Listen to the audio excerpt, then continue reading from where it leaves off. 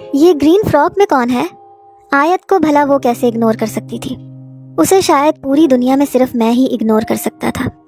آیت ہے قاسم چچا کی بیٹی، وہی آیت، میں اسے آیت کے قصے سنا چکا تھا۔ یس وہی آیت۔ واو یار، یہ تو بہت ہی یہ تو بہت خوبصورت اور اسٹائلش ہے۔ ٹی آر ہمدانی کی نواسی ہے، پیسہ چمک رہا ہے۔ میں نے ہمیشہ کی طرح ناک چڑھا کے طنز کیا۔ پھر بھی نو ڈاؤٹ بہت حسین ہے میڈم۔ وہ بے شک تعریف کر رہی تھی، لیکن میں اس کے لہجے کو پہچان گیا تھا۔ آخر کو ہمارے تعلق کو 3 سال ہو چکے تھے۔ مجھے پتا ہے تم کیا سننا چاہ رہے ہو۔ کیا؟ مس صنوبر واجد، فیوچر مسز صبور ہادی، دنیا کی حسین سے حسین لڑکی آپ کے آگے مات ہے۔ یہ ہادی کا دل ہے میڈم، اس میں جب کوئی بس جائے، جس مقام پر آ جائے، وہاں سے اسے کوئی نہیں نکال سکتا۔ میری اس تعریف پر وہ یقیناً گلنار ہو گئی ہوگی۔ چلو چلو اب خود کو دکھاؤ، گرین کرتے میں کیسے لگ رہے ہو؟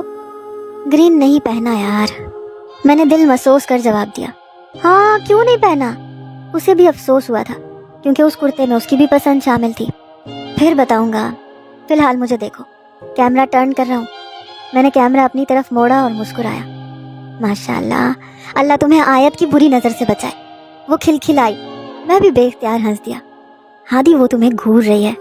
صبور کی توجہ دلانے پہ میں نے دیکھا وہ مجھ سے کچھ قدم پیچھے کھڑی تھی۔ بظاہر تو وہ روحا اور ملیحہ کے ساتھ کھڑی تھی، لیکن اس کی نظریں مجھ پہ ٹکی تھیں۔ بند کر دو کال۔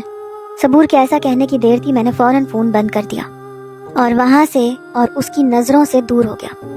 بس پھر میں نے پوری تقریب میں خود کو اس کی نظروں کے حصار میں پایا، جن کو چاہ کے بھی میں اگنور نہیں کر پا رہا تھا۔ لاڈی کیسی ہو بیٹا؟ بہت یاد آ رہی ہے۔ نانا ابو کی بے چین آواز میری سماعت سے ٹکرائی۔ مجھے یہاں آئے دوسرا دن تھا، انہیں میری یاد ستانے لگی تھی۔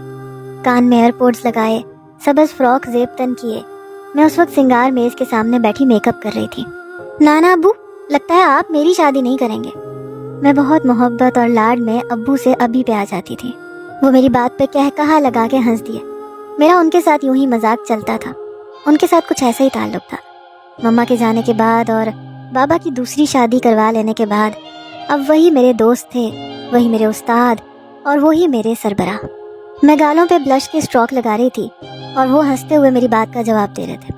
نہیں شادی تو تمہاری کرنی ہے، پر رخصت کروا کے دلہا گھر لے کے آئیں گے، اور اگر وہ نہ مانا تو؟ میں مسکرا رہی تھی اور نگاہوں میں ہادی کا سراپا گھوم رہا تھا۔ وہ نہ مانا تو ہم اپنا بوریا بستر سمیٹ کے اس کی طرف چلے جائیں گے۔